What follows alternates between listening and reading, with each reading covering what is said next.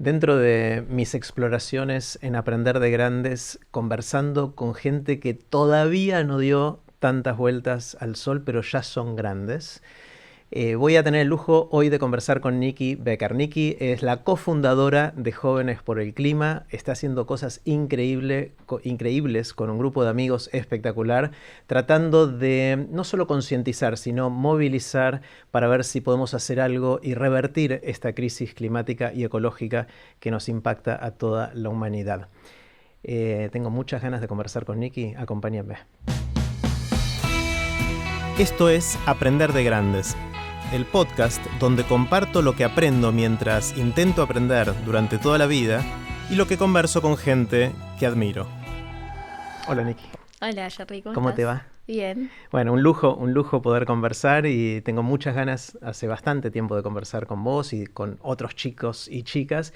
Y con vos quiero empezar con una pregunta muy grande, a propósito grande, para ver a dónde nos va a llevar y es, me encantaría que me cuentes qué aprendiste últimamente, qué aprendiste en los últimos tiempos. Creo que muchas cosas. Justo en el último tiempo tuve un mes de vacaciones de la facultad. Ajá. Y yo soy una persona que me cuesta no hacer nada. Me cuesta estar en mi casa, sobre todo después de la pandemia, y no tener nada para hacer. Y en el último tiempo también aprendí que me viene bien eso, para después tener más fuerza para hacer todas las otras cosas que hago todo el tiempo, ¿no? Como para despejarme. O sea, ¿te viene bien bajar un cambio de alguna manera y no hacer nada? ¿O no podés? No, o sea, en realidad aprendí a no hacer nada. Entiendo buenísimo. que está bueno no hacer nada, pero digamos, estar como en mi cama tirada mirando el techo y decir, hoy no tengo nada para hacer, es algo que me cuesta un montón. Como que me lo obligo. ¿Y qué haces? En esos días, ¿qué pasa finalmente? ¿Cuánto tiempo? O sea, lo de la cama, yo a veces lo hago y me dura 5 minutos. Claro. ¿Terminás haciendo otras cosas, supongo, o no? ¿O podés quedarte un día sin hacer nada? No, un día es un montón. Por eso, claro, a mí me da terror, o sea, es pánico Total, casi. me da pánico. No sé, agarro la bicicleta y por lo menos Claro. me voy a andar en bicicleta, me voy a correr, no sé, hago algo de ese estilo. Pero también aprendí que lo necesito un poco, por lo menos tener esos 5 minutos para después tener como, bueno, hasta incluso más imaginación para ver qué puedo hacer después. Claro, pero que no esté todo tan programado. Yo soy mucho de las to-do. Claro. O sea, y me levanto y hago mucho la to-do y Sí. está buenísimo. Pero bueno, a veces está bueno darse un recreo de eso. Hay algo que es muy fuerte de la cultura de la productividad, ¿no? Que tenemos que hay que ser productivos. ¿Y qué hiciste en el último 5 minutos, o hora, o día? Es algo que nos pesa, ¿no? Un poquito. Y está bueno poder cortar con eso. No, incluso yo creo que hay un concepto muy interesante que está relacionado con esto de la crisis climática, que es la ansiedad climática, que tiene que ver con la crisis del futuro, de la mirada hacia el futuro que tienen muchos jóvenes por toda esta situación que estamos viviendo. A mí no me agarra tanto por, no sé, ponerme a llorar imaginándome qué va a pasar cuando yo tenga 60 años, pero sí me pasa de en algún punto obligarme a estar haciendo todo el tiempo cosas, porque como sé que todavía hay un periodo de tiempo en donde se pueden revertir la situación en general, digo, bueno, entonces voy a hacer todo lo imposible, pero bueno, a veces es como desgastante, me parece que a mí me pega un poco más por ese lado. Claro, y cuando decís hacer, obviamente es el activismo, que es algo en lo que estás muy, muy metida. Porque hay dos cosas que uno puede hacer, hay muchas cosas, ¿no? Pero hay dos cosas que se me ocurre que pueden hacer y creo que en ambas jugaste un rol. Una es más lo de comunicar, de tratar de concientizar, explicar, tratar de que la gente empiece a pensar más en esto y ojalá empezar a cambiar comportamientos, que creo que hasta ahora venimos fallando bastante como sociedad, ¿no? O sea, es algo que no nos fue muy bien porque hay bastante comunicación, pero la verdad es que seguimos comportándonos prácticamente de la misma manera que siempre, de la manera que nos llevó a este desastre en el que estamos. Y por el otro lado está el activismo, que es lo que venís haciendo en Jóvenes por el Clima y en otros frentes más, que son otras herramientas, son otros códigos, es la aspiración de impacto. En ese no sé qué tal nos está yendo, ¿no? ¿Cómo venís viviendo toda esta vorágine de cosas? Bueno, para mí es súper interesante porque al fin y al cabo, para mí la crisis climática es un problema de comunicación. O sea, si estaríamos comunicando bien, para mí no estaríamos en la situación en la que estamos, porque si no estaríamos aceptando que, no sé, somos malos como humanidad y que entonces no nos interesa. Pero me parece que hay algo interesante. Yo cuando empecé, por ejemplo, con Jóvenes por el Clima, yo no es que nací siendo ambientalista ni que nací y me súper interesada en estos temas. Me pasó como de forma muy centennial, en realidad, ver un video en Instagram, vi jóvenes en Europa movilizándose y dije, che, ¿por qué esto no se habla en Argentina? Esto era en febrero del 2019. Ahí es cuando me uno a Jóvenes por el Clima. Y ni bien me uno, organizamos una movilización para después de 10 días de esa situación que te dije, y de repente me encontré con que tenía que dar entrevistas, cosa que nunca yo había pensado que iba a hacer en mi vida, y me acuerdo que yo trataba de memorizarme, de hecho tenía como medio un resumen, también soy fanática de los resúmenes, de algunos datos que no me tenía que olvidar.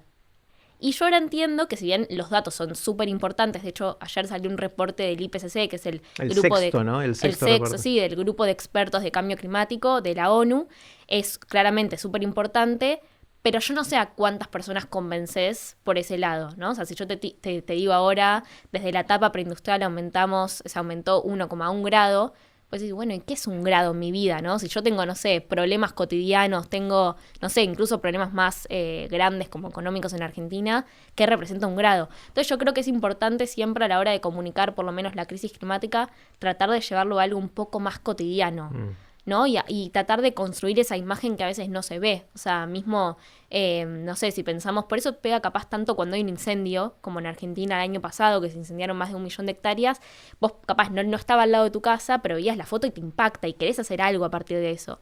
Pero muchas veces la crisis climática, como impacta a tantas personas y no tiene una fecha determinada, cuesta mucho que nos preocupe. Y yo lo hablaba mucho con Mariano Sigman, después de ese crossover que hicimos en el evento de TED, y yo le decía como, ¿por qué para vos a la gente no le importa la crisis climática?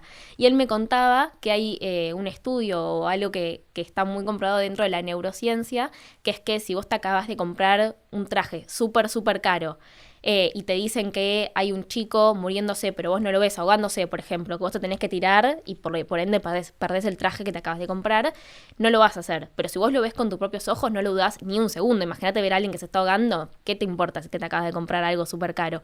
Me parece que hay algo ahí interesante para aprender de la crisis climática, que como no lo vemos, como no es tan tangible a veces y parece como algo medio abstracto y algo del futuro, me parece que hay algo ahí, ¿no? Y también que, de hecho, si vos buscas en Google la palabra crisis climática o cambio climático, te aparece un oso polar. Todo, oso polar, que es verdad, digamos, están en peligro de extinción los osos polares, pero yo no creo que conmuevas ni a 3 personas por decir que el oso polar está en peligro de extinción. Y todo lo que, digamos, tenés que hacer para que deje de estarlo. Entonces, bueno, me parece que hay un poco ahí, ¿no? Un problema de comunicación. Está bueno. Recién dijiste 1 millón de hectáreas y después mencionaste foto del incendio y yo veía la foto en mi mente y 1 millón de hectáreas no significa nada para mí. O sea, claro, es ese dato, que el dato así desnudo no comunica demasiado. En cambio, la foto que tenía en mi mente, dije, uy, sí, están esos incendios que son terribles. Y me hace acordar mucho en la crisis de las balsas de la migración en el Mediterráneo, que hablaban de cuántos miles de personas morían todos los días y no hacíamos nada. Esa foto que está la foto del nene muerto en la playa y eso de repente se volvió tapa de todos los diarios. O sea, es increíble el poder de comunicar bien. Y evidentemente no estamos comunicando bien. Ahora, me parece que comunicar bien es necesario, pero no suficiente para que la gente cambie algo, porque por más que mostremos las fotos o que mostremos la foto de ese nene o lo que fuera, la verdad es que nos cuesta muchísimo como humanidad cambiar comportamientos, ¿no? Total. Sobre todo cuando, y le agrego una variable más que es bastante obvia a esta altura, ninguno de nosotros individualmente tiene el poder de mover la aguja en nada. O sea, si yo reciclo una tapita más de algo, eso no va a cambiar la crisis climática. Entonces es raro porque es algo que potencialmente va a destruir nuestra vida como lo conocimos. Vamos a tener un futuro, si esto no lo detenemos, terrible. Pero al mismo tiempo sentimos que ninguno de nosotros tiene el poder para hacer algo para cambiarlo. Entonces dice, bueno, que empiecen otros, ¿no? O sea, esa sensación de... Eso la hace especialmente jodida esta crisis. Sí, como que ni siquiera puedes ver el resultado, por lo menos a corto plazo, de tus propias acciones. Y eso es algo que te desmotiva bastante. Creo que ahí hay como una dicotomía interesante entre esto de, bueno, exigir solo acciones individuales o exigir un cambio totalmente estructural. Que yo creo que hay una mezcla entre ambas, porque si vos te quedás solamente, no sé, en el cambio individual, es lo que decís vos, hoy en día estamos tardísimo para que solo así podamos cambiar la situación, pero a su vez creo que si te quedás solo en el cambio estructural, también hay algo de comodidad ahí, claro, ¿no? Es decir, como, bueno, que se ocupen los líderes políticos. Claro, que los líderes mundiales hagan, y yo cada tanto hago no sé qué, pero sigo teniendo el mismo estilo de vida que tengo, o no me involucro de cualquier forma, porque hay tantas. Entonces me parece que hay algo de comodidad en quedarse en una o en la otra.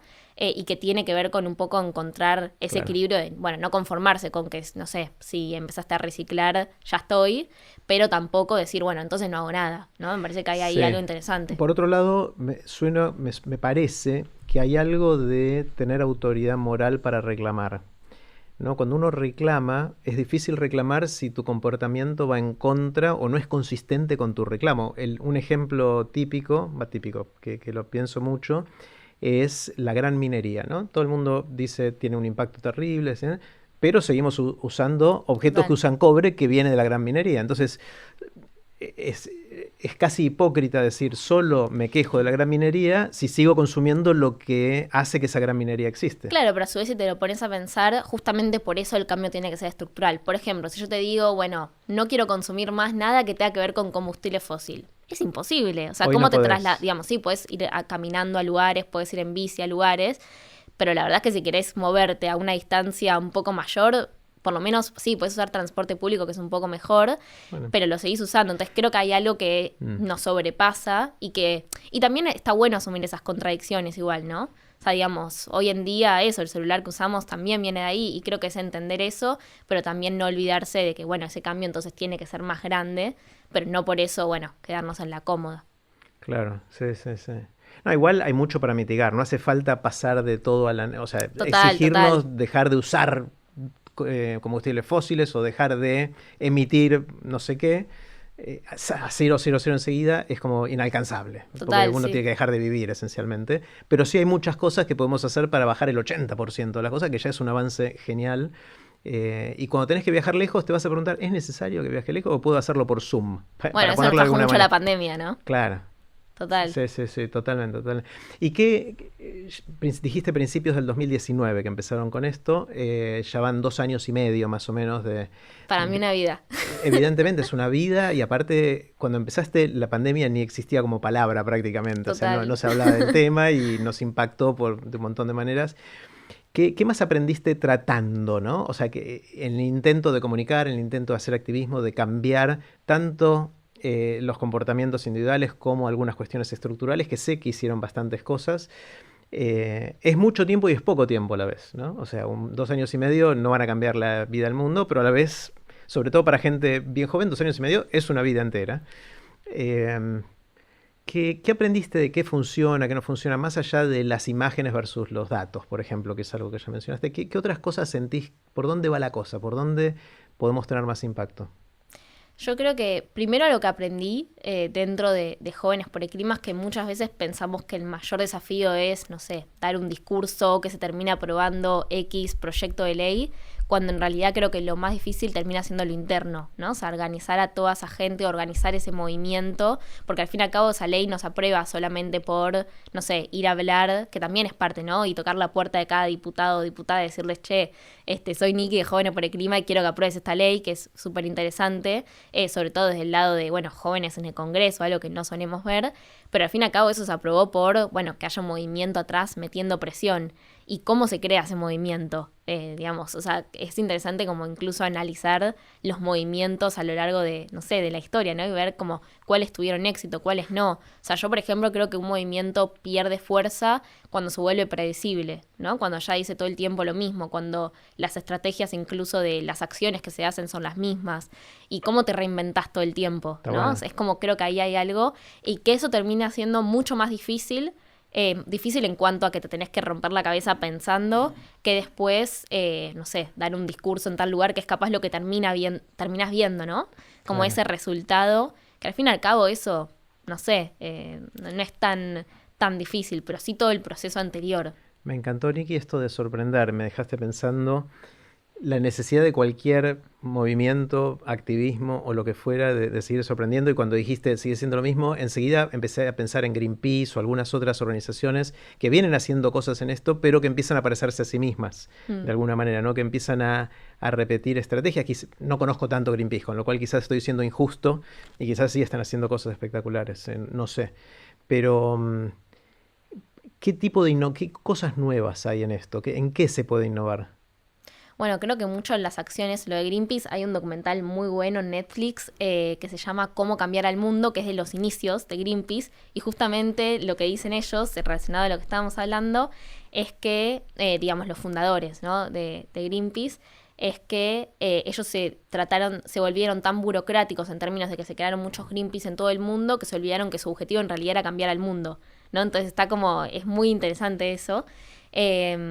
Y con respecto a esto que me preguntabas de, no sé, esto de, bueno, ¿y cuáles son las nuevas formas? Primero, a nosotros la pandemia nos obligó, porque nosotros primero nuestra mayor herramienta era hacer una movilización, que no era algo nuevo, o sea, la movilización es algo histórico, pero sí era nuevo la gente que iba. Era una marcha protagonizada por jóvenes y jóvenes que no están tan acostumbrados a movilizarse, ¿no? Sobre todo si ibas a la primera movilización, veías a gente que capaz nunca había ido a una marcha en su vida. Y eso tenía de interesante, y que era una marcha como estudiantil y de un tema nuevo. Pero incluso si no existiera la pandemia y podríamos seguir haciendo marchas, ya no sería capaz tanto una noticia, bueno, es una nueva marcha, ya es que la sexta. Ya no sale en la primera plana de los diarios. Claro. La gente no le llama tanto la atención. Que no por eso hay que dejar de hacerlo, pero sí es darle la vuelta. A nosotros la pandemia nos obligó a tener que buscar, bueno, nuevas formas.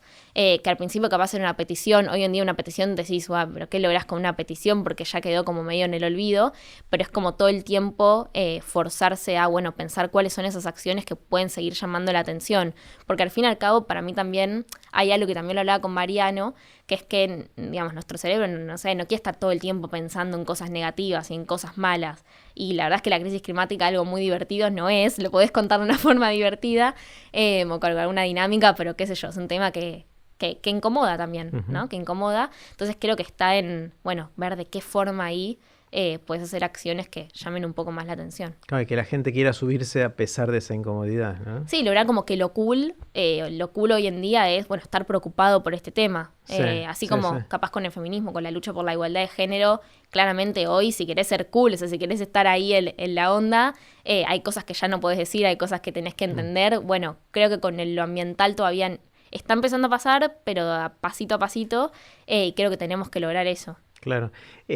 Cuando dijiste esto de innovar y cambiar, mi primera reacción es sí, pero se me ocurren ejemplos en los cuales mantener lo mismo durante mucho tiempo puede tener impacto. Por ejemplo, pienso en los viernes de Greta. Total. O sea, Greta Thunberg creo que van 160, 170, ya perdí la cuenta de cuántos viernes seguidos ella está haciendo ¿cómo lo llama? El Strike. Strike for Climate. Algo así. Que es el paro, la huelga de estudiantes de ella y de sus amigos por la crisis, por el clima, y cómo ya van más de 3 años en los cuales no se pierde un viernes, esté donde esté en el mundo, de hacer esa huelga, de hacer ese paro. Entonces hay algo también simbólico de sostener estas cosas, ¿no? Y que no sea una moda instantánea que pasó la primera marcha y bueno, después se desinfla. Y lo otro que me impactó mucho que dijiste, Nikki, es que gran parte del esfuerzo de lo que te lleva tu tiempo mental es organizar ese movimiento, ¿no? Es no tanto dar el discurso, sino hacer que las cosas sucedan alrededor de esto, donde justamente como es un movimiento hay un montón de gente que hay que coordinar, que hay que movilizar, no sé si son voluntarios o activistas, no sé cómo lo llaman. Sí, activistas. Me interesa muchísimo, ¿cómo se hace eso? Bueno, la respuesta no la tengo, pero... No, pero de alguna manera lo vienen haciendo, o sea, ¿cómo vienen probando para ver si lo pueden hacer? Sí, sí, creo que ahí está lo más complejo y sobre todo en tiempos de pandemia donde, bueno, a todos nos pasan cosas que, digamos, sobrepasan como el activismo, ¿no? Que tiene que ver con algo individual, con una crisis individual de, bueno, estar viviendo lo que estamos viviendo. ¿Cómo se hace? Yo creo que es organizándote con gente que más o menos le está pasando algo parecido a vos, que tiene ganas de hacer algo, pero posiblemente no sabe cómo, y empezar a pensar, bueno, qué espacio se le puede dar. O sea, desde Jóvenes por el Clima tenemos, no sé, diferentes comisiones, grupos de trabajo, en donde también está bueno que, no sé, si vos te gusta diseñar, bueno, podés ayudar desde la parte de diseño para las redes sociales, digamos, las cosas que hay para hacer y que está, por un lado es desesperante, pero por otro lado está bueno, son tantas, que es como un poco encontrar esos espacios. Está genial, que cada uno sienta que es una parte de la maquinaria, digamos, un engranaje para que esto suceda. Genial. ¿Y cómo es que uno lidera estas cosas? Porque no es que hay elecciones o no es que... ¿Por qué vos y algún par de compañeros más tuyos son portavoces, son líderes de esto? ¿Es un organismo político? ¿Cómo funciona el poder y los roles y responsabilidades dentro de esto? Bueno, en realidad un poco se da naturalmente porque no todo el mundo, o sea, digamos, todo el mundo que se quiere, por ejemplo, meter a Jóvenes por el Clima, como una de las tantas organizaciones, no le quiere dedicar tanto tiempo necesariamente. Claro. Entonces yo creo que tiene que ver con una cuestión incluso un poco natural de, bueno, hay gente, no sé, como yo que le dedico literalmente toda mi vida, hay gente que quiere estar, pero 2 horas por semana. Me parece que hay un poco por ahí, también un poco que tiene que ver con, bueno, quienes están capaces de hace más tiempo, entonces vienen como llevando como esto y un poco lideran ese camino. Ya son reconocidos por el resto como referentes. Claro, pero sí es importante ese dinamismo, ¿no? Porque al fin y al cabo, o sea, un movimiento, por lo menos, y creo que también tiene que ver mucho con nuestra generación, que no tiene que ver con una persona, un nombre, sino que tiene que ver con que realmente la fuerza está en ser un montón. Claro, el colectivo. Claro, y incluso creo que nuestra generación pone en crisis como la figura de líder que solíamos tener, ¿no? O sea, antes un líder era una persona que hablaba mucho, que interrumpía y que llamaba la atención todo el tiempo. Y hoy en día, incluso si sos así, hasta puede llegar a caer mal. O sea, como que tiene que ver con un liderazgo mucho más colectivo, claro, de dejar que otras personas brillen también, ¿no? Bueno. Creo que eso es algo mucho de nuestra generación, que también trajo mucho el feminismo en algún punto.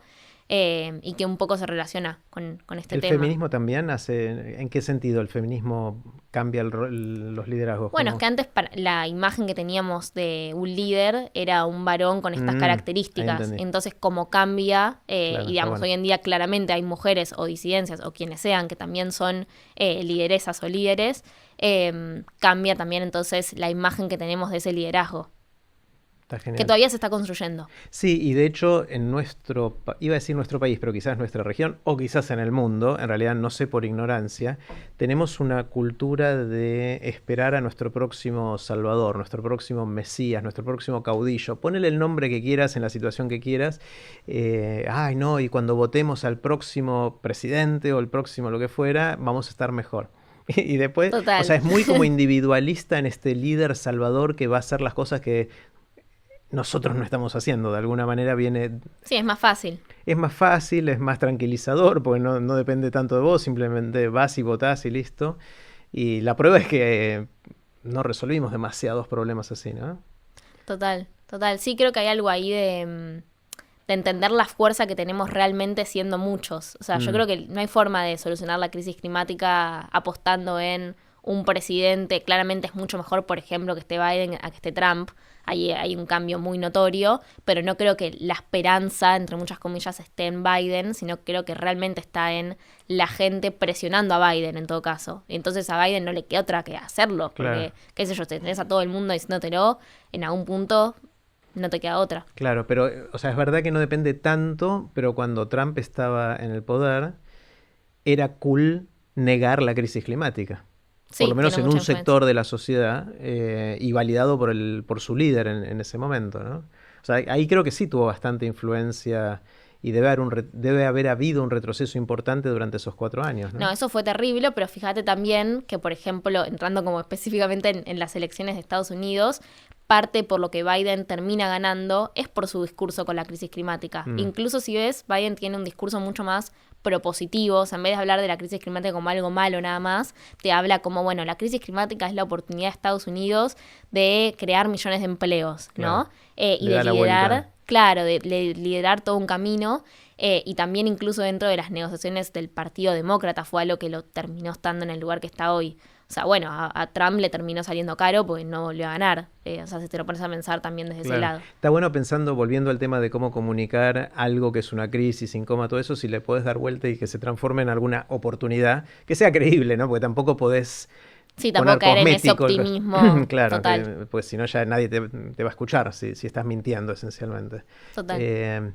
¿Y dónde estás parada vos desde la desesperanza y preparémonos ya para el cataclismo versus todavía estamos bastante a tiempo pero tenemos que hacer estas cosas? En ese espectro de posibilidades, ¿dónde estás vos? Yo creo que me metería un poco en el medio, capaz un poco para el lado... O sea, yo soy optimista, no un optimista de decir va a estar todo bien, pero sí es un motor que me mueve a mí a hacer lo que hago. Si no, no lo haría. O sea, si pensaría que ya no hay algo para hacer, bueno, entonces disfruto haciendo otras cosas, no sé. Claro. O sea, en algún punto yo nunca elegí hacer lo que hago. No es que un día me levanté y dije, che, hoy en mis objetivos para este año me lo pongo. No, fue algo que lo tuve que hacer un poco porque me nació a partir de como, bueno, ver que nadie estaba haciendo nada.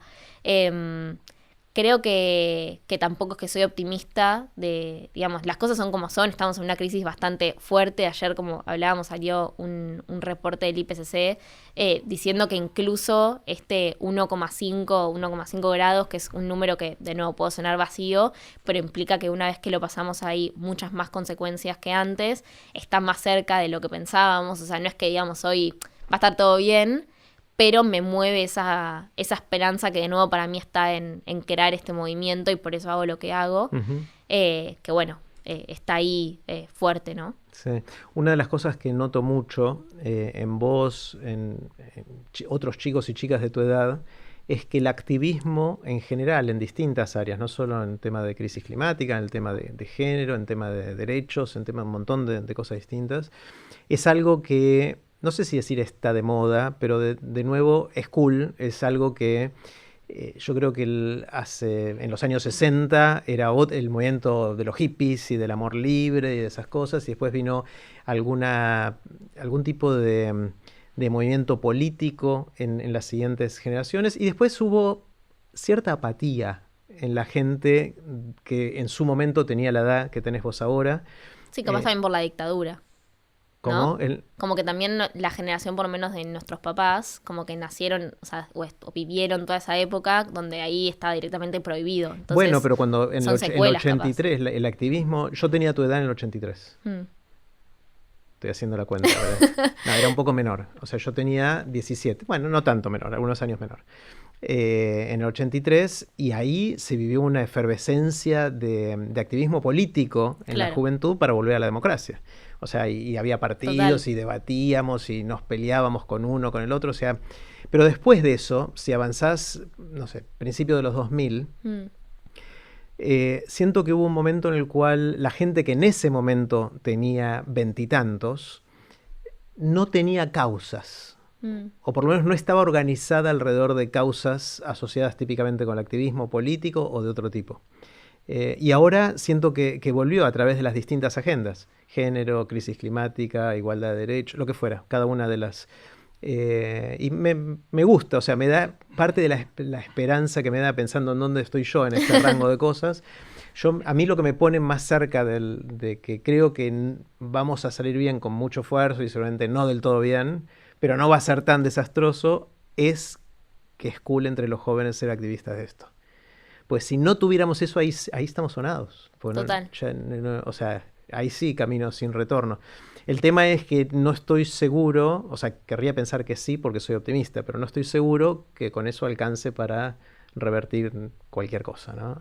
Esa incertidumbre de cómo va a ser el futuro es potente en nuestra generación, incluso por la pandemia también, ¿viste? Como que hace 2 años no teníamos idea ni lo que era una pandemia, claro. Hoy en día, ya estamos viendo, espero, un poco el final del túnel, pero eso, ¿qué serán 50 años, no? O sea, estas cosas que estaremos hablando, o cuáles serán estos temas en 50 años. Claro, sí.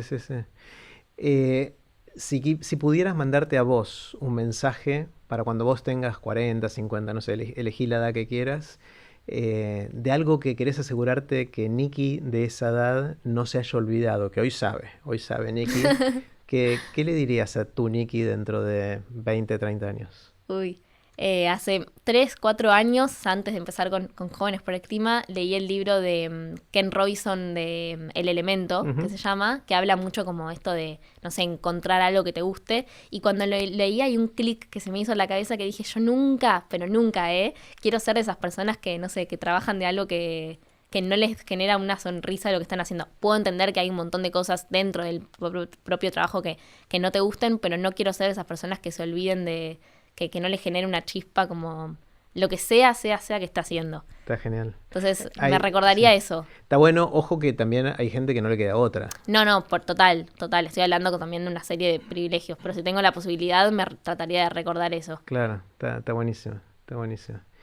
Al mismo tiempo hay que tener cuidado de que no haya demasiada presión de que todo te tenga que ser apasionante, porque si no es una mochila difícil Total. de llevar y también puede ser frustrante, porque a veces hay que hacer cosas que no te apasionan. Yo sospecho que en lo de Jóvenes por el Clima hay cosas que te gusten y cosas que no te gustan, como en todo laburo, como en toda ocupación, ¿no? Sí, como nunca olvidar, pero creo que ahí hay algo interesante en nunca olvidarme que, no sé, que se puede hacer algo, ¿no? Como Claro, incluso ahora que, digamos, un poco ese optimismo tiene que ver con que si bien no depende de mí, sí entiendo que, bueno, estamos a tiempo de poder revertir, por ejemplo, el tema de la crisis climática, pero incluso sacando eso de lado, como un poco que eso esté siempre presente. Uh-huh. Está buenísimo, está buenísimo. Si pudieras hacer un viaje en el tiempo, imagínate que viene alguna amiga, algún amigo y te dice, inventé la máquina del tiempo y Nikki, te voy a regalar un viaje. Podés hacer un viaje a la fecha que quieras, el momento que quieras y el lugar que quieras. Vas a estar un tiempito ahí y después volvés al aquí y a la hora. Un solo viaje. ¿Irías al futuro o al pasado? Al futuro. Al futuro. Sí, definitivamente. Pues soy muy curiosa y quiero ver, bueno, ¿qué va a pasar, no sé, en 1000 años? En 1000 años, wow. Sí, porque el otro en algún punto, o sea, no lo termino de ver con mis propios ojos, pero lo puedo leer, lo puedo ver en un documental, todo el tema de la historia, que es interesante. Claro. Pero el futuro nadie me lo puede decir. Entonces, no sé. Te da intriga. Te da intriga. ¿Qué pasará en 1000 años? Y 1000 años, pues 1000 años seguro. No, tiré 1000 por tirar. Sí. Pero... Yo siempre me pregunto, si me toca ir al futuro, ¿cuál es el tiempo correcto? Pues siento, mañana no me interesa tanto porque va a ser igual que hoy, o muy parecido a hoy. Esperemos. No sé. No sé si bueno o malo. Ahora lo estoy diciendo en voz alta y no sé qué. No sé si estoy de acuerdo conmigo mismo. Pero la pregunta es cuál es el horizonte interesante. Yo creo que 1000 años llegás ahí y no vas a entender nada de lo que está pasando. Puede ser, como códigos demasiado distintos. Sí, primero hay que ver si hay seres humanos o qué hay, digamos, ¿no? En eso y cómo se comunican entre sí. No van a pasar cosas que vas a estar tan afuera, me parece, ¿no? Sí. Inclusive 100 años, no sé. Pues pensá 20 años para atrás. Claro, bueno, yo no existía. Bueno, estaba naciendo. Estabas naciendo. Vos hace 20 años estabas naciendo, pero era un mundo bastante distinto al de ahora. Alguien que cae hoy, desde hace 20 años, le va a costar entender el mundo. Me haces pensar. Entonces, para el futuro, con esto que inclusive el cambio se va acelerando en muchas dimensiones, quizás dentro de 20 años vamos a seguir entendiendo qué está pasando, pero no sé si va a haber inteligencias artificiales o va a haber cosas tan distintas que nos va a costar entender ya en 20, 30, 40... 1000 creo que ahí... Sí, capaz hay que bajarlo un poco. Sí, no sé, depende con qué criterio vayas. Claro. Si es el de tratar de entender algo, sí, creo que sí. Pero... Puede ser, bueno, le bajo a 250. 200 está muy bien, está buenísimo. Hasta ahí negocio. Sí. Nikki, cuando tenés que aprender algo nuevo, suponete que tenés o querés aprender algo nuevo. A veces tenés porque tenés que hacerlo para otra cosa que querés lograr o... ¿Por dónde empezás? ¿Cuál es tu estrategia cuando te toca aprender algo nuevo? Por ejemplo, te metiste hace 2 años y medio en los temas de clima y antes no era un tema de tu vida diaria. ¿Cómo arrancás? ¿Por dónde empezás a aprender? Lo pongo en mi to-do. Muy bien. Veo que sos bastante obsesiva con la lista de pendientes. Si lo pongo como algo que tengo que hacer, lo voy a hacer. Yo soy súper disciplinada en ese sentido. De hecho, me va, por ejemplo, muy bien en la escuela, bueno, en la universidad, porque tengo esa facilidad, como que no me cuesta como sentarme. Lo pones y si lo pones, lo haces. Sí, como que ya está, bueno, listo, lo hago. Está genial. Así que ese sería mi primer paso. Después Bueno, las formas hay, creo que muchas, ¿no? Te cuento un secretito mío, que Dale. yo también soy bastante obse con el tema de las listas. Yo soy tan obse con la lista de pendientes que si llego a hacer algo que no estaba en mi lista de pendientes, lo pongo y lo tildo. Ah, no, ya ahí no llego, ¿eh? Mirá, te di una idea ahí. Te di una idea Sí, para llevar tu grado de obsesión actives. Porque hay un placer, ¿no? En el tildar. Hay como un placer. Total. Y si hice algo y no está en la lista, es como un desperdicio. Me pierdo la oportunidad No de está hacer. anotado. Claro, me pierdo la. Total. Encontré un alma gemela. Está buenísimo.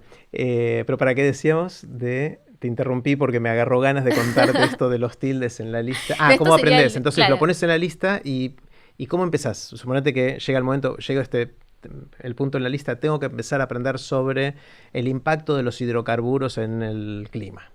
O sea, yo soy mucho de sentarme en pieza, agarrar la compu y empezar a buscar. Y ahí puedo terminar en tantas cosas. O sea, puedo terminar en un video en YouTube, o puedo terminar un libro que me apareció y me lo compro, o puedo terminar en, no sé, escuchando un podcast, digamos. No sé si tengo una forma específica. Está bien. Googleás y lo que sale, pero sale. sí soy muy de sentarme que me lleve a donde me lleve. Está bueno, está buenísimo.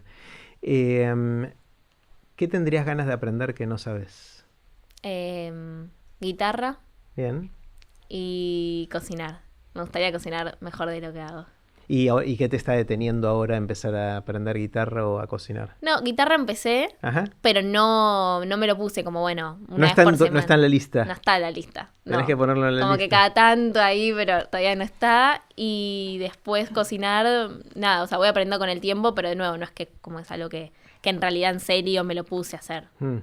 Te digo una de cocinar que empecé hace un tiempo. De hecho, con la pandemia, en la cuarentena y en el aislamiento. Risotto. Empecé a hacer risotto y después empecé a hacer otras cosas más, pero no muchas. Y lo que yo aprendí, por lo menos para mí, no sé si es un aprendizaje universal, pero a mí me funciona, es elegir un plato, risotto, y hacer risotto. Ahora estoy haciendo wok de pollo. Ajá. Pruebo con distintos vegetales, hacerlo en un orden, en el otro, poner todo junto, separado. O sea, la misma comida, más una Claro, repetición. es como jugar y explorar ese vecindario, porque la cocina me abruma. Claro, ¿dónde O sea, empiezo? es tanto, y cuando me abrumo no hago nada. Claro. Entonces Bueno, digo, ya parecido está, con la crisis climática. Claro, es eso, es un poquito eso, es lo mismo, mirá. No lo había pensado. Está buenísimo. En la cocina digo, bueno, agarremos los risotos, que ya en realidad, si metes es un mundo. Claro. La variedad del arroz, hay grietas en el risotto. Hay ¿Cómo grietas cuál? Hay grietas de, primero el tipo de arroz. Porque hay no sé cuántos miles de variedades de arroz. Hay grietas respecto a cómo se salta la cebolla antes de ponerle el arroz y cuánto hay que dorar el arroz antes de tirarle el vino. O sea, bueno, son grietas figurativas, no es que la gente se queda como enemiga en este sistema, pero sí hay distintas opiniones. Y vos ves videos en YouTube de gente que opina cosas contrarias de cómo se hace un buen risotto, ¿no? Entonces, ya recortando la realidad en algo tan chiquitito como el risotto o los arroces, como le dicen en España, ya es suficientemente rico e interesante como para que haya mucho para explorar. Y no te abruma tanto. Claro. Tengo que elegir cuál es mi risotto. Claro, eso. Tenés que elegir cuál es tu risotto. Ahora, Marce, Juli y Lele me regalaron para el Día del Padre una paella. Paella es el recipiente donde se hace la paella. Claro. No se dice paellera, me enseñaron hace poquito. Mirá. Así como el wok es el recipiente donde se hace el wok, claro. La paella es el recipiente donde se hace la paella. Tiene sentido. Entonces me regalaron la paella. No es que me regalaron un plato de comida, sino que me regalaron el recipiente, la olla, que es de acero bien o de hierro, no sé qué, es bien grueso para mantener el calor, todo eso. Entonces ahora quizás me meta en la paella, que también es un arroz, pero es un arroz distinto. Es totalmente distinto. Es como bueno, y en eso una forma de entrarle a estas cosas que pueden abrumar es achicar el universo de eso, y entonces de repente entras, y a mí me gusta quedarme un ratito ahí, como paseando y viendo ese vecindario y de repente, no digo que soy un experto en risotos, pues no sé tanto, pero me salen bastante decentes y está bueno pensarlo así, está buenísimo.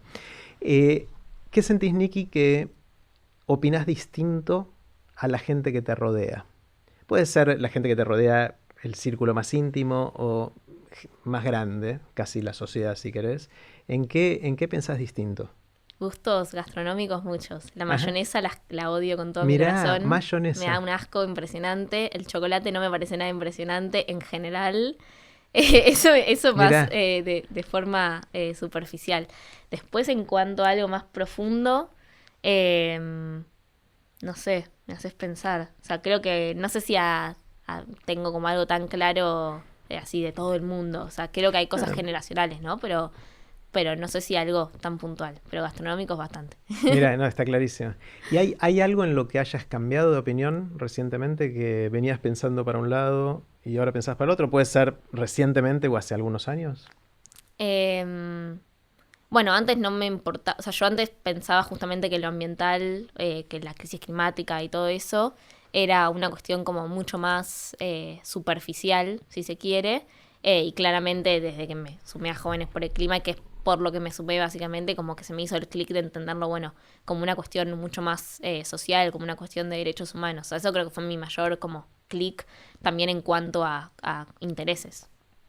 Está bueno. ¿Qué haces cuando un amigo o una amiga descubrís que tiene una opinión radicalmente distinta a la tuya en un tema que es importante para vos? No siento que me pase tanto, como que no siento que tenga... No es que no tenga amigos que piensen distinto, pero no siento ese sentimiento de decir como, ay, piensa totalmente distinto a mí. Creo que sí, uno en algún punto se une con personas que algunos valores parecidos tiene. O sea, creo que eso es algo natural. O sea, sí me parecería raro, no sé, tener un amigo que es homofóbico hoy en día. Pero incluso creo que es algo tan de nuestra generación que sería raro, no sé, hasta relacionarme, ¿no? En Claro, algún ¿dónde punto. lo encontrarías? Claro, ¿dónde lo encontraría? Dentro de mi propio círculo, que cada uno tiene el suyo. Pero no me pasa tanto decir, no sé, porque vota a otra persona o porque no sé qué, como que no es un sentimiento que tenga tanto. Ujú. Nikki, ¿qué te asombra? ¿Qué te sorprende? ¿Qué son esas cosas que ves y decís, wow? Yo soy muy curiosa, entonces me puede pasar de cosas tan chiquitas a grandes. A veces estoy caminando por la calle, ¿viste? Y te acordás y decís, ¿cómo se construye? ¿Cómo lográs construir este edificio? O sea, qué loco que haya gente que estudia esto. Claro. Y después, no sé, venís acá y decís, o sea, ¿quién se le ocurrió el primer podcast? Como que creo que, no sé, como que no sé si hay algo puntual. Creo que soy curiosa de la vida en general, pero sobre todo de cómo se construyen las cosas, cómo fue la primera vez. Esas cosas siempre como que me quedo ahí pensando. Está buenísimo. En general, cuando tengo estas conversaciones con gente de edad más parecida a la mía que de la tuya, les pregunto cuáles son las lecturas que lo transformaron. Como yo sé que los chicos más jóvenes no necesariamente son lectores, amplío la pregunta a cuáles son los consumos culturales que sentís que te hayan transformado, que puede ser de todo, puede ser música, puede ser video, puede ser la tele, puede ser lecturas de libros o de redes sociales o de algún blog o de lo que fuera. ¿Cuáles sentís que te formaron, te transformaron, hicieron que hoy seas la Nikki que sos? Creo que muchos, me cuesta elegir uno porque siento que hay, o sea, en diferentes momentos de mi vida me formaron diferentes cosas. No sé, me acuerdo de Caídos del Mapa, era un libro que leía mucho cuando era chiquita y en realidad me marcó porque me di cuenta que me gustaba leer a partir de leer ese libro. O sea, ni siquiera me acuerdo tanto la historia, era de adolescentes que tenían vida básicamente y se trataba como un poco de eso. Después en cuanto a la música... me acompañaron como en diferentes momentos, o sea, desde, no sé, o sea, Drexler hasta Kevin Johansen, hasta también gente más del mundo internacional. No sé si hay algo que me haya marcado, sino que hay en diferentes etapas de mi corta vida me fueron sí acompañando, ¿no? Bueno. Sí, creo que hay, bueno, eso que te contaba, ¿no? De un video que vi específicamente de esto de jóvenes en Europa movilizándose. Sí, ese fue un video puntual. Ese fue un antes y después en tu vida. Ese sí, te puedo decir, es un antes y un después. Pero después todo lo otro siento que forma más parte de un proceso que de un cambio. Claro. ¿Te acordás cómo te llegó ese video? Viste que Instagram a veces te recomienda videos sobre una página que se llama Hope, Videos por el Cambio, que yo la seguía o que alguien compartió. O sea, medio al azar. Wow, qué increíble, ¿no? Sí. Porque ahí fue una bifurcación en tu vida. O no sé, quizás si no era ese video era otra cosa, por ahí llegaba una semana después por otro canal, algo que te generaba. Por ahí ya lo tenías dentro tuyo y todavía no había salido, ¿no? Total. Me da impresión cuando pasan esas cosas, ¿no? Porque uno cree que está en control de su vida, ¿no? Sí, ahí, y de repente dependés de estas cosas... Claro, por eso. Tenemos cierta sensación o ilusión al menos de poder controlar un poco las cosas que nos pasan, pero tanto depende de ese azar que hay alrededor nuestro que creo que es más una ilusión que una realidad, ¿no? Puede ser. Sí. A veces voy cambiando de postura según el día. A veces cuando pasan esas cosas decís como, ¿qué hay acá? Y a veces decís como, no, soy yo. Nikki, si pudieras cambiar algo del sistema educativo, ahora que... terminaste la secundaria, estás estudiando Derecho, ¿no? Sí. ¿Qué cambiarías en el sistema educativo si pudieras cambiar alguna cosa? Uy, muchas cosas. Lo de la nota definitivamente. O sea, creo que sería, o sea, desde que vi esa charla TED, ¿no soy un 7? ¿Cómo era? Sí. Ahí hay algo que me dijo... De Sophie Camusi. Sí, todo el sentido del mundo. ¿Por qué? ¿Qué es esto? Después, yo me gusta un poco lo virtual. O sea, creo que el híbrido podría ser, depende para qué edad, claramente. Para universidad creo que podría ir bastante bien. Y después en cuanto a cómo se enseña, ¿no? O sea, incluso cómo me toman. Me pasó en la pandemia que como claramente, digamos, vos podés tener el libro al lado, estaban obligados a tomarme un examen mucho más interesante, que incluso, no quiero sonar tan nerd, pero que era hasta interesante como poder hacerlo, claro. que no te suele pasar, o sea, vos lo haces y es como estudias más para el examen. Y acá, por ejemplo, a mí que estudio Derecho me tomaba más, no sé, cuestiones de casos y que yo tenía que resolver, pero con una teoría. Y después creo que definitivamente funciona más cuando uno puede elegir dentro de lo que estudia. Si bien yo ahora ya estoy en la universidad y hay algo que ya elegiste, pero no sé, en una materia justo ahora me dieron la posibilidad de que una prueba, un TP, sea hacer un podcast, ¿no? De un tema cualquiera que me interese con respecto a esa materia. Yo claramente, o por lo menos a mí, siento que me va a quedar mucho más, voy a aprender mucho más haciendo eso que si me decían, no sé, hace un ensayo de tal tema. Hay que encontrar ese equilibrio porque también claramente hay temas que son obligatorios y que tenés que estudiar, pero ver cómo pueden ir esas cosas de la mano. Está genial. No parece tan difícil hacer ese tipo de cambios, ¿no? Por lo menos a nivel universitario. Total. Es más complicado si vas a la secundaria o a la primaria. Sí, o que son más contenidos más básicos. Sí, básicos y donde la presencialidad seguramente va a seguir siendo muy importante. Creo Total. que sí, ¿no? No sé, estoy pensando también en voz alta, ¿no? Sí. Pensando en esto de que, volviendo un segundo al activismo y a los temas que veníamos hablando, de todo el tema de género, de crisis climática, son temas que fueron surgiendo ahora como razones de activismo. Y siempre me pregunto, y lo charlamos mucho con amigos, de cuáles son los activismos del futuro. Yo no sé si hace 20 años nos preguntábamos esa pregunta, si nos hacíamos esa pregunta, si hubiésemos podido predecir que hoy estaremos hablando de crisis climática, de género, de derechos y de algunas cosas más. Y siempre me gusta especular de cuáles serán los que vienen, ¿no? Y una hipótesis puede llegar a ser el extremo del consumo de carne. Hoy, a pesar de que ya hay activismo vegano, vegetariano, y a veces asociado al cambio climático, a veces asociado a la salud, a veces asociado al maltrato animal, todavía no tiene el nivel de intensidad que tienen otros activismos. Entonces quizás va a llegar el momento, de acá a un tiempo, lo pienso y no me parece inconcebible que sea, me parece que puede pasar, que veamos con ojos raros haber comido vaca. Para mí eso va a pasar, ¿eh? Sí. No sé, no tengo idea cuándo, pero en 100, 200... Yo creo que mucho antes. Mucho antes, puede Sí. ser también. Sobre todo que ahora surgen alternativas y más conciencia del sufrimiento animal, del impacto en el ambiente, de los derechos de los animales. O sea, sí, yo creo que es algo de eso que sobre todo vamos a decir, ¿qué hacíamos? Claro. Como que porque si te lo pones a pensar es un poco raro, digamos, lo tenemos tan naturalizado que no, pero si lo pensás un poco sí decís como, hay algo raro, como que por lo menos. Entonces creo que nos va a pasar eso definitivamente. Y no sé con qué cosas más. Creo que es re difícil. Creo que toda la agenda de diversidad todavía, o sea, está empezando, o sea, hace mucho, pero todavía tiene como un camino largo. Y después este tema es uno definitivamente para mí. Sí, yo otro... me encanta decirlo porque me ayuda, mientras lo digo lo voy pensando, ¿no? Otro que siento que...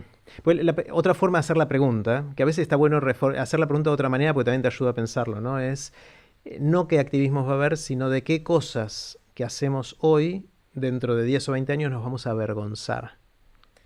¿Está bien? Porque, fuerte. Por ejemplo, es fuerte, y bueno, está bueno, ahí decís... Entonces, por ejemplo, hoy nos avergonzamos de haber tenido esclavos generaciones atrás, digamos, ¿no? Y hoy es inconcebible. Yo sé que hay esclavitud moderna y que hay cosas terribles que todavía pasan, pero no hay esclavitud en el sentido del siglo XIX. Pero en el momento, de hecho, muchos de los que llaman los padres fundadores de Estados Unidos tenían esclavos y son próceres.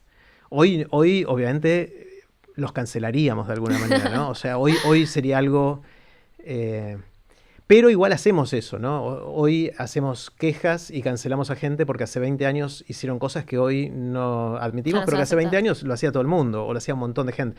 No digo que está bien que hayan hecho eso, pero me parece que también caer en la cultura de cancelación... Sí, o juzgar con los ojos de hoy algo que pasó hace mucho Es tiempo. muy fácil decir ahora desde acá, mirar para atrás. No tiene sentido. Porque yo no sé si voy a resistir. O sea, yo siento que no estoy haciendo nada malo ahora, pero dentro de 20 años mirando para acá... Sí, como carne, no soy vegetariano. Claro. hoy está aceptado socialmente, dentro de 20 años quizás no, y me van a ver como un asesino, como un maltratador de animales, y yo, a mí te digo, Sos bueno. Hoy soy bueno, pero dentro de 20 años mirando para atrás quizás no me vea ni yo mismo como bueno. Claro. Y no sé cuál es más. Otro que creo que, pensando en esto, es cómo toleramos en nuestras sociedades ver gente viviendo en la calle. Sí. O sea, yo mismo voy caminando y los veo, pero no los veo. Total. O sea, si lo pensás 2 segundos, decís, tendría que angustiarme por 3 días después de lo que acabo de ver. Como mínimo, digamos, y hacer algo al respecto. Y casi nunca hago nada. Y hoy puedo convivir con eso porque socialmente podemos convivir con eso.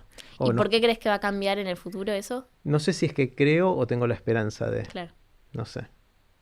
Siento que vamos en una dirección de... mira, como siempre, estoy por decir algo y mientras lo digo ya no sé si estoy de acuerdo con lo que voy a decir. Es una frase que me encanta que siempre me dice Adrián Paenza, que a él se lo dijo Eduardo Dubuc, y hay toda una serie de atribuciones de esta frase que es, estoy por decir algo, con lo cual no sé si estoy de acuerdo. Pero siento que los seres humanos vamos evolucionando en promedio hacia mejorar nuestros valores.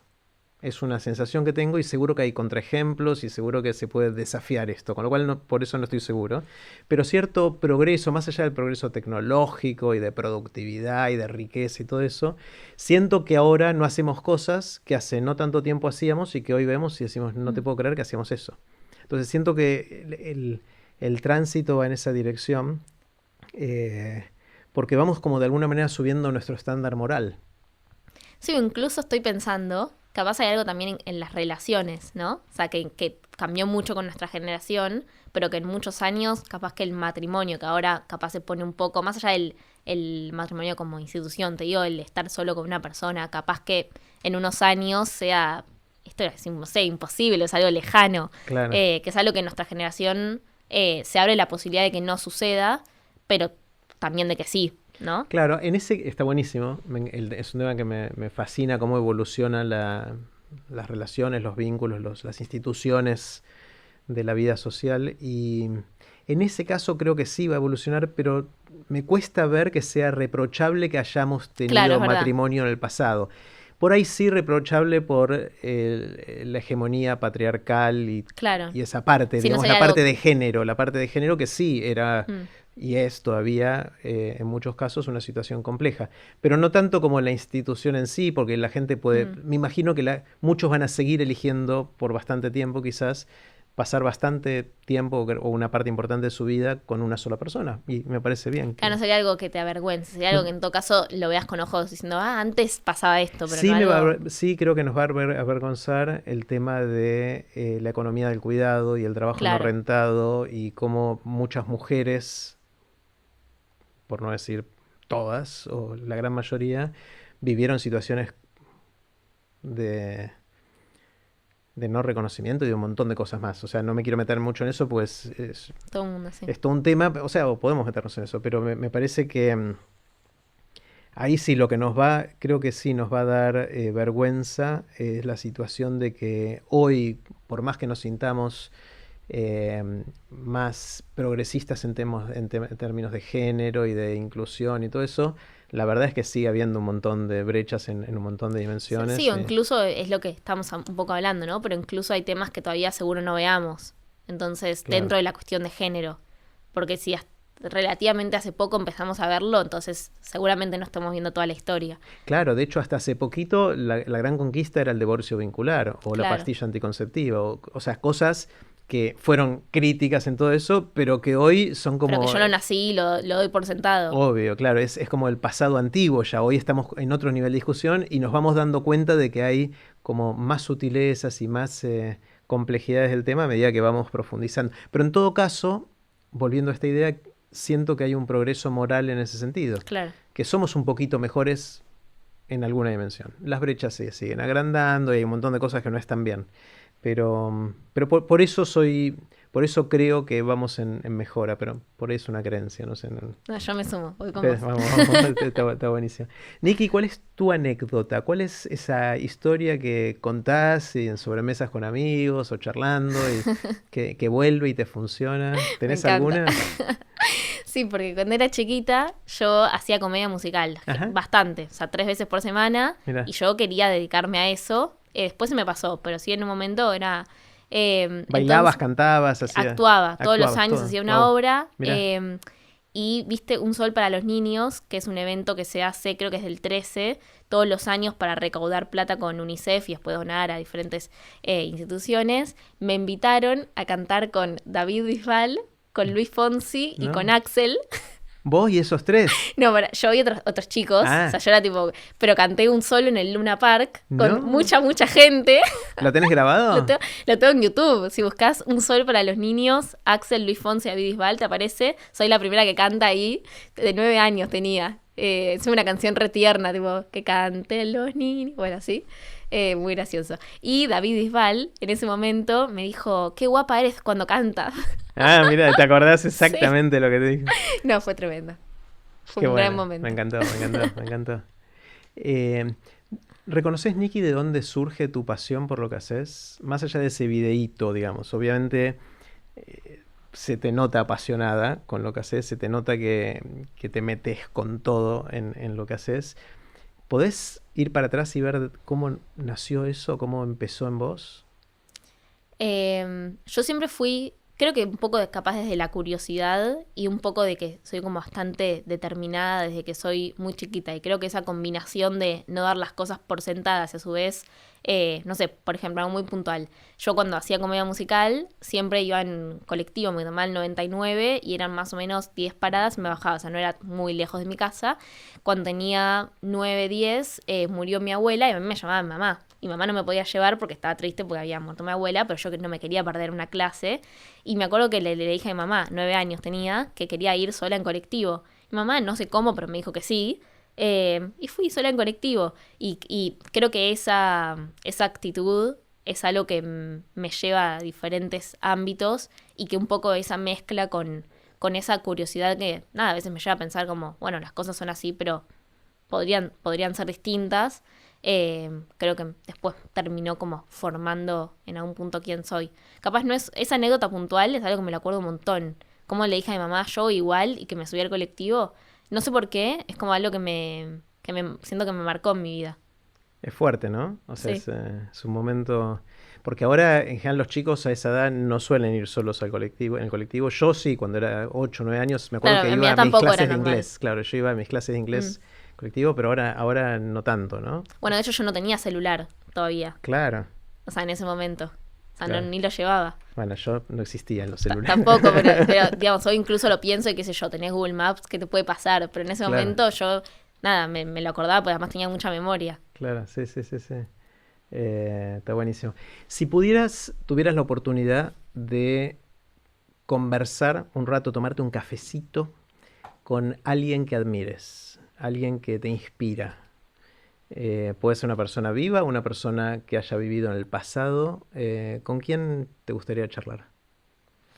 Eh, a alguien que tengo muchas ganas de conocer es a Alejandro Ocasio Cortés, que es la senadora más joven de Estados Unidos. No sé por qué me retomaría un café con ella. Pero porque que... No sé, por las cosas que hace, porque instaló un montón de temas ahí cuando, incluso crisis climática, cuando ni siquiera existía el movimiento juvenil, digamos, estaba como mucho más instalado. Me da Ujú. curiosidad su figura en general. Después, en realidad me juntaría, no sé si son personas que admiro, o sea, sí, por ejemplo, me juntaría con Messi y le preguntaría un montón de cosas, pero porque también me genera mucha curiosidad. Últimamente estoy viendo muchos documentales de esa gente muy, muy famosa, o sea, del estilo Messi, Justin Bieber, Taylor Swift, que tienen una vida, viste, completamente distinta a lo que nosotros conocemos, y cómo conviven con toda esa presión. De hecho, una vez hablando con Greta también, que Greta es alguien que yo la veo más cercana, que también es de esas personas, pero que para mí no, para mí es, qué sé yo, Es una colega, sí, casi una compañera del... claro.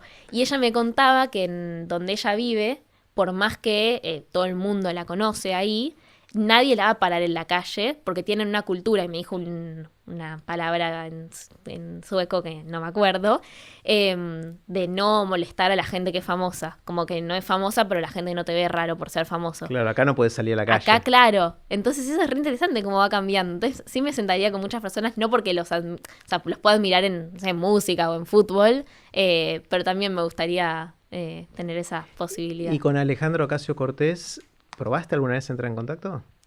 No es tan lejana de lo que parece mía, porque digamos, qué sé yo, ella se lleva mucho con el momento juvenil ahí. Claro. Alguna vez la traté de entrevistar para el programa y ahí tratamos, y qué sé yo, una de esas, en unos años hablamos y te digo que tuvimos esta charla. Claro, pues no es algo tan inalcanzable, ¿no? Es no algo que puede suceder. Sí. Después, con quién me sentaría también a hablar, no porque lo admire, sino porque me da mucha curiosidad, es con esa gente muy millonaria. O sea, con, no sé, ahora Jeff Bezos.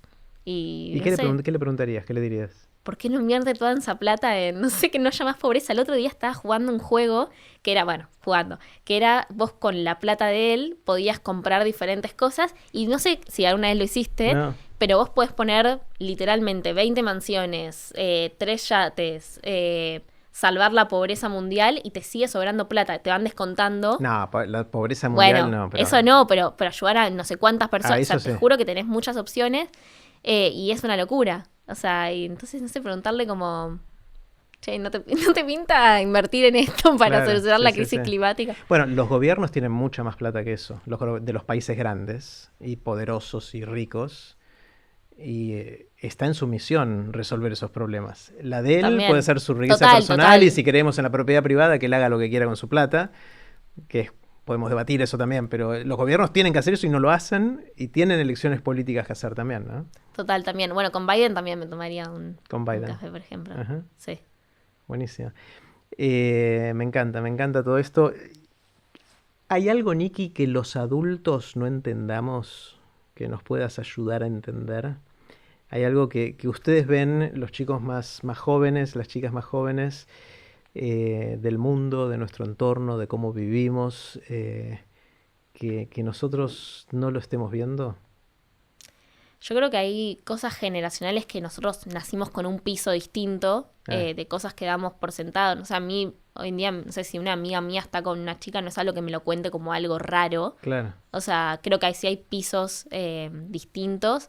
Creo que hay una forma de relacionarse incluso distinto, de ver las relaciones no solo amorosas, sino también de las amistades, ¿no? Como algo de esto que hablábamos, como de, no sé, antes era estar solo con una persona y los amigos están en segundo lugar, y hoy en día capaz eso se está replanteando. Creo que hay algo ahí, y algo en cómo nos relacionamos y nos conectamos incluso con nosotros mismos, ¿no? Como que nosotros creo que hay algo que tenemos del placer de, no sé, de conectarnos más con las cosas que nos gustan, incluso permitirnos como estar mal, como estar conectados más con las emociones, que también capaz es algo que trajo, o sea, no sé, pero capaz es algo que trajo el feminismo, ¿no? Como de permitirse estar más conectados,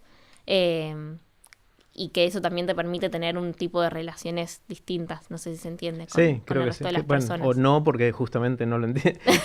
pero creo que sentido. Sí. Creo que sí.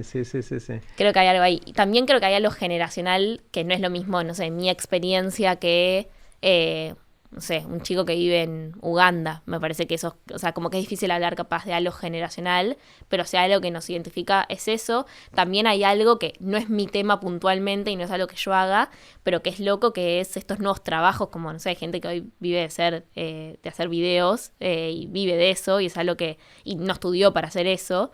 Creo que hay algo ahí también interesante, más allá de las redes sociales, de, bueno, sí, yo entiendo más cómo usarlas capaz, y ya me voy quedando atrás con TikTok, no sé. Pero más allá de eso, todos los trabajos que se generan a partir de ahí, también es algo que en el futuro, que en el presente, mentira, pero en el futuro más, seguramente, haya algo que se replantee, ¿no? Como creo que los jóvenes ahora tenemos algo menos estructurado de lo que esperamos para nuestra vida después, al margen de crisis climática que nos espera. Yo no pienso como bueno, termino la carrera, me meto en tal empresa y trabajo ahí hasta que tenga... no sé, me quedo ahí para siempre, y eso es algo que por ende te abre como nuevos caminos, así que no por Pero eso está mal. es que no pensás en el futuro o que pensás y lo dejás más abierto. ¿Cómo es la mente de alguien de 20 pensando en su futuro? Yo si me decís en serio, ¿qué te ves haciendo en 40 años? No tengo ni idea, pero ni idea. Como así tampoco, si me preguntás hace 2 años, no sé, yo no sabía que me gustaba la radio y ahora a partir de en realidad Jóvenes por el Clima descubrí la radio porque me lo ofrecieron y me encanta. Y me encanta comunicar sobre crisis climática, pero además me encanta la radio, me genera algo parecido a lo que me generaba ser madrijá, ser... ¿por qué Líder me de metí? chicos. Sí, sí. Claro, claro. me generaba como un juego, como algo parecido, y yo ni sabía que era una posibilidad para mi vida. Entonces me cuesta a mí, pero eso capaz es algo mío personal y no sé si algo tan generacional. Sí que a nivel generacional no conozco a nadie, por lo menos de mi entorno, que me diga en 50 años me imagino haciendo esto. Claro. Como que creo que hay algo un poco más abierto. Sí, sí. Mis amigos, cuando teníamos tu edad, era más de esto. No, yo voy a ser abogado. Yo voy a ser médico, yo voy a ser ingeniero y voy a construir puentes. O sea, cada uno tenía, o yo voy a ser, no sé, ingeniería aeroespacial y voy a hacer cohetes para ir a la luna. Esos eran los más salvajes, digamos, pero siempre era como una visión de largo plazo de algo y voy a dedicar los próximos 6 años a estudiar ingeniería de no sé qué, porque después tal y tal cosa, ¿no? Incluso eso, o sea, por ejemplo, yo estudio Derecho, pero yo no quiero ejercer como abogada. Me da herramientas porque siendo activista me da un montón de herramientas para poder hacerlo con mucha más fuerza. Claro. Pero de ahí a ser abogada hay una brecha enorme. Sí. Y conozco a muchas personas que estudian algo porque quieren saber más sobre ese tema. Y para mí estudiar está buenísimo y yo lo disfruto mucho, pero que no necesariamente es su profesión, ¿no? Niki, para ir cerrando, si tuvieras una varita mágica, ¿no? Y pudieras hacer así y hacer un cambio que ayude, uno solo puede ser, tampoco abusemos, un solo cambio que ayude a enfrentar la crisis climática y ecológica. ¿Cómo usarías la varita? ¿Qué harías? Puede ser así, todo lo que quiera. Sí, tampoco me digas todas, porque... No, o sea, pero por ejemplo... una cosa. La transición energética, digamos, por que ejemplo, toda la energía que hoy usamos sea a partir de renovables, ¿no? Como esa energías ser limpias. Otra podría ser... Y es que en realidad el 73-76% de todos estos gases contaminantes vienen de ahí. Entonces se estaría solucionando algo con una varita, sola. algo grande. O sea, es pasar de quemar hidrocarburos a usar eólica, solar... Claro, tienen que ser... O sea, hoy en día hay unas que se conocen y otras que todavía se están descubriendo, pero sí lo que se sabe es que no es que hay una. Así como hoy en día tenemos esos combustibles fósiles, no es que vas a encontrar otra que la reemplace, sino que van a ser como diversas. Entonces, pero de combustibles fósiles es una categoría y hay claro. gas, carbón, petróleo, o sea, hay muchas cosas dentro de eso y en esto. Pero esencialmente es solar, eólica... Y también hidroeléctrica. Sí, hay muchas que se están hablando. Se habla, por ejemplo, del litio, aunque también es polémico, digamos, es todo un mundo. Pero bueno, hay alternativas, hay unas que se están hablando. Como te digo, también hay otras que se están por descubrirse, pero es algo que ayudaría bastante. Pero ahora dije hidroeléctrica y me quedó la duda de si hidroeléctrica es sustentable o no, porque hacer un dique daña al medio ambiente y... Bueno, también se habla de hidrógeno verde que tiene que ver con... Bueno, por ahí estás usando un montón de agua. Por eso se habla de que tienen que ser diversas, porque no hay ninguna que sea 100% increíble y no dañe y no se tengan que usar recursos naturales. Entonces, si vos usas un poquito de todo, que también es como un poco una metáfora en general... es como lo que se dice es que diversificar, ¿no? Claro, diversificar, pero claramente más allá del coso de la varita no puede ser un día para el otro, ¿no? O sea, tiene que ser toda una transición. Claro, y entiendo que eso... ¿Quién tiene esa varita mágica? O sea, ¿quién puede tomar esa decisión? ¿O quiénes? ¿O qué instituciones? ¿O qué movimientos? En realidad, ¿de qué depende? En realidad es, o sea, digamos, podemos hablar de nombres, pero tiene que ver con una lógica, ¿no? O sea, hoy en día sigue siendo rentable, entonces es muy difícil de cambiar. Si bien se habla que, por ejemplo, al petróleo le quedan 30 años, o menos, o un poco más, y no es mucho, hoy en día sigue siendo rentable. Entonces Argentina está en crisis económica y lo va a seguir haciendo. O sea, porque la gente se muere de hambre. Porque la gente se muere de hambre. Entonces, una vez que también deje de ser rentable, más allá de que claramente hay que priorizar la salud frente a la economía, pero digamos, hoy en día esta es la lógica en la que vivimos y entendiendo eso es algo como capaz un poco más amplio que tiene que cambiar. Obvio que petroleras muy importantes como, no sé, Shell, tienen un rol esencial. porque lo siguen haciendo a pesar de saber que están destruyendo todo y ellos son millonarios, no es que hay... Pero lo siguen haciendo porque les permitimos como sociedad hacerlo y consumimos su petróleo en nafta o en lo que fuera, ¿no? O en plásticos. Total. Pero es eso, por eso es tan difícil solucionar la crisis climática, ¿no? Es como algo muy estructural. Y yendo a lo que empezamos de todo, cómo hacer para nosotros sentir que tenemos agencia en esto, ¿no? Que lo que podemos hacer nosotros mueva algún tipo de aguja en esto de las energías renovables, o la transición hacia las energías renovables para hacer que Nikki use su varita mágica. Ayúdenme. ¿Qué podemos hacer cada uno, ¿no? O sea, porque en general no somos conscientes de dónde viene la energía que usamos, prendemos la luz, apagamos la luz o el aire acondicionado o lo que fuera. Sí somos conscientes en el auto que cargamos nafta y ahí viene de petróleo y de quemar recursos no renovables que, aparte de que no son renovables, dañan el medio ambiente. Pero en el hogar no sabemos de dónde viene la electricidad y es transparente para nosotros. Podría venir de una fuente renovable o no y no te enterás. ¿Qué sí podemos hacer para... ¿Hay algo que podemos hacer desde cada uno de nosotros o no para esa varita mágica?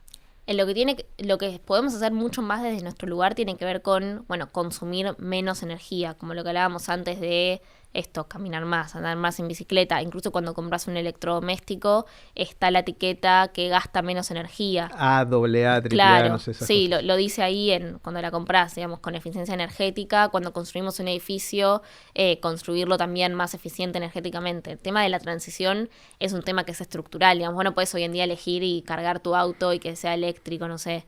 No es algo que esté a nuestro alcance, pero sí presionar para que eso suceda, ¿no? Hay varias automotrices en Estados Unidos que ya dijeron que para no sé qué año van a ser así. Sí. Bueno, pero ya no llegará. O sea, es cuestión de tiempo y ya nos va a llegar. Y el día que la gente tenga que comprar un auto va a poder elegir qué auto comprar.